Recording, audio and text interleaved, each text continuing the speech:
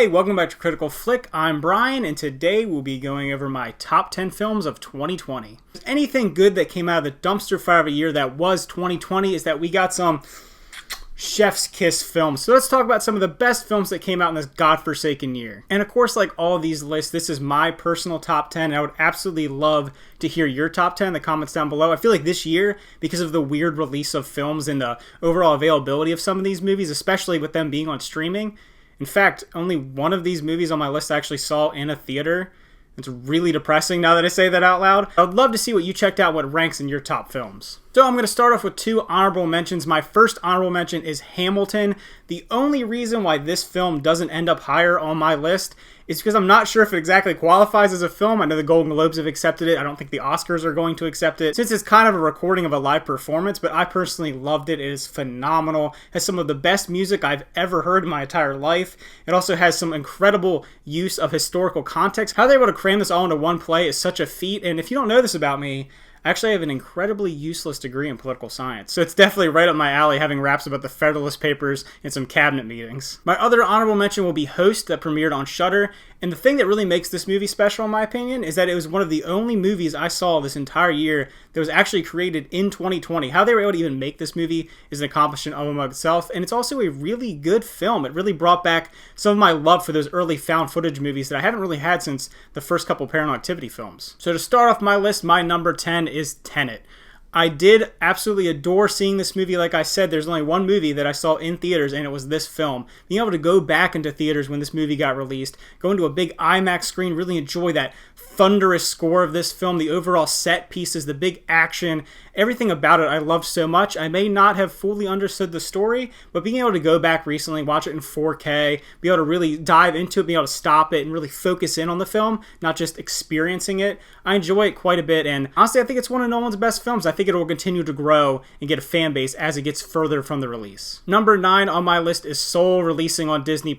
I'm so glad that everyone got to enjoy this movie during the holiday season, having it released on Christmas. It has such a heartwarming message. Pixar always has that ability to really reach into your soul, no pun intended, and really get to something in you that you didn't know was there, something you forgot about from your childhood. You're so fixated on personal accomplishments, you're so fixated on chasing what you think you're meant to do, what your dream is, what your purpose in life, and maybe along the way you discover something else. There's different routes and paths you can take in life and break free of what you feel like you're obligated to do or what you're meant to do. Also, this film has a phenomenal score as well as some really, really well done animation. Disney Pixar always knocks out of the park in this category, and this was no exception.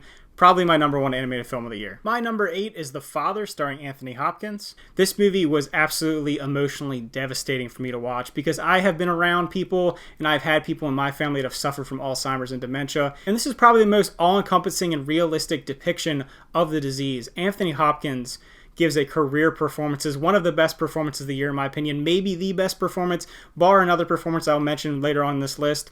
But if you're someone who has dealt with this in your family or someone that you loved or you knew loved that went through this experience, it's definitely worth a watch. It's a little hard to watch in my opinion. I'm still thinking about it. I watched it a couple days ago. I had to honestly almost take a break halfway through the film because it hit me so hard. I'm interested to see what people think about it. I know this doesn't get a wider release till later on, but yeah, just great performances and just an incredible depiction. And speaking of actors who have played Hannibal Lecter, my number 7 is Another Round, starring Mads Mikkelsen. It has cemented him for me as one of the best actors in Hollywood. It has a very good blend of dark comedy as long as some sobering, hard-hitting moments about the use of alcohol and how it can affect your life in many different ways. And it's able to really strike that balance, like I said, between being a film that kind of pokes fun at someone being drunk all the time and trying to function in life, to really the negative effects of alcohol abuse can have on you. And the end of this film is just bonkers, and I love it. I never knew that Mads Mikkelsen was a world-class dancer. Having seen this played out, loved it. I want to see him go full Disco Inferno in his next 3 films that he puts out. Wish I could have seen it in Hannibal. So glad that I got to check out this little Danish film. And speaking of films with absolutely insane endings, really killing it with the segues today. My number 6 is Promising Young Woman. This movie really surprised me. I did not know what it was about going into it, and I got a truly engrossing story of revenge and the effects of sexual abuse and how it can have on not just the people that were involved, but someone on the outside, a friend, a family, loved one. Carey Mulligan gives a phenomenal performance as almost a chameleonic character, someone who's able to flip the switch and just put on a mask and be able to go in and stop these horrible acts. In the end, is great. We get a really good, solid supporting performance of one of my favorite comedians, Bo Burnham. Overall, a movie that I definitely recommend checking out. I do really feel like it's something that could slip into the awards race. My number 5 is Sound of Metal for Amazon Studios. When I went into this movie, I thought I knew what it was. I thought I understood what I was getting, but its truly impressive use of sound design made it one of the top films of the year for me. Riz Ahmed gives a powerful and emotional performance as a musician who's losing his ability to hear, but it also builds this sense of community. The movie does have some sad moments to it, but it also has a lot of heart. I think it has a lot of messages about people that have perceived disabilities and these communities that grow and overcome some of the things that people may see as disadvantages in their life. Overall, just a fantastic film. And speaking of films about community, Nomadland is my number 4. To be 100% honest, when I had first seen the trailers for this film, I thought it would be incredibly boring.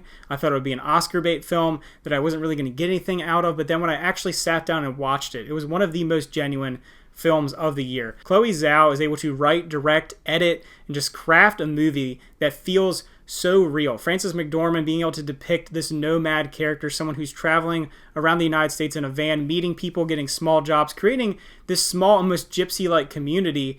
It's really engrossing. And while you're watching it, you're seeing these quiet moments in these very vast and beautiful landscapes that is the American Midwest and Southwest that you can't help but feel invested in these people. You can't help but feel that maybe they are living a life that is something you didn't expect. It's a level of freedom that you didn't think could exist in the modern day. And while it may feel like it has quite a melancholy feel to the film, it does have some really heartfelt moments and some really positive messages. At the end of the day, you can be happy without all the things that you think you need. My number 3 film of the year is Minari from A24, starring Steven Yeun. This movie may be the most accurate depiction of the American dream that I've ever seen. It's so full of heart, and Yeun gives such a phenomenal performance as a father who's really struggling to achieve his dreams and everything he wants for his family, and trying to balance that family life with work life and things that can relate to a lot of people that go out on a limb and try to accomplish what they want to do in life, and things don't work out perfectly. But you can always fall back on something that's always there for you, and that's family. This movie has such a strong message about what family means and what success means and what it means to be an American. In a lot of ways, it's kind of disappointing that this movie was kind of thrown off as a foreign language film, and while it is mostly in Korean, it really is an American story about an American family, and I think that a lot of people should check it out. I hope it doesn't fly under the radar. And for my number 2, I have Mank. This movie is so well crafted. David Fincher is one of my favorite directors working today. Gary Oldman gives a great performance as Herman Mankiewicz. David Fincher always has an amazing ability to take an historical context and create a narrative that is very engrossing. You're diving in to this very intricate story about the creation of one of the most well-known films of all time, Citizen Kane, and you get to recreate the golden era of Hollywood, the glitz and glamour that you expect to see. Amanda Seyfried also gives a really good supporting role in this film. I think that Gary Oldman steals the show a little bit. He gives some great dialogues in this movie, and just the overall crafting of it, making you feel like you are back in this time period. It's filmed in the same style. It uses similar sound design. It uses very good production design. You feel like you're thrown back into it. It's a little clean looking for trying to replicate an older film, but it really pulled me in because it reminded me of watching Turner Classic Movies with my grandfather when he lived with me when I was a kid. And I think something about that really struck home with me. So I really did enjoy it. I can see how people might think it's a little long-winded or a little slow, but I personally love this film. And my number 1 movie of the year contains my pick for the best performance by a lead actor and best performance by a lead actress, and that's Ma Rainey's Black Bottom from Netflix. Viola Davis is an absolute powerhouse in this film. Her playing Ma Rainey really shows the power and soul of this character. She shows a strong woman who's not willing to take anything from everyone. She knows what she's worth and she's willing to fight for it. She has some great scenes where she's interacting with kind of the power structure when it comes to the music industry. She's able to transform herself both physically and emotionally. You're fully invested. You forget that it's even Viola Davis. For my money, it's one of the best performances of the year. And as good as she is, Chadwick Boseman is just so powerful, so emotional in this movie. He gives one monologue in particular where he's talking about a horrific event that happened to him as a child, and you're just so devastated by what he's saying. You can see the pain in his face. He can convey so much emotion through the wavering of his voice, the shakiness of the voice, and just him feeling so beat down, so just crushed by the world around him, and him wanting to lash out, and him finally being able to do that in this film. It's so devastating, it's so powerful, and just knowing what has happened to him and it being the swan song of his career, it's fantastic. It's so sad what happened, but at least we got to see some of his best performances this year between this and Defy Bloods. Just overall, this movie is just short, it's concise, it gets to what it wants to do, it recreates the play in a very faithful and powerful way. it's my best film of the year. So there's a list of my top 10 films of the year. I would love to hear what your top 10 are. Like I said, I feel like this year has been such a weird year when it comes to movies and cinema and being able to access movies at different points. I mean, some of these movies that I have on my list, I don't think are going to be seen by most people for a couple months. Who knows how long? So I'm really interested to see if you have a completely different list. There's so many movies that came out between Netflix and Disney Plus and HBO and the few cinematic releases we got. And if you're in different countries, you may have seen different things at different times and different film festivals. I would just love to hear your top 10 and just put that down in the comments below. I want to really spark a conversation.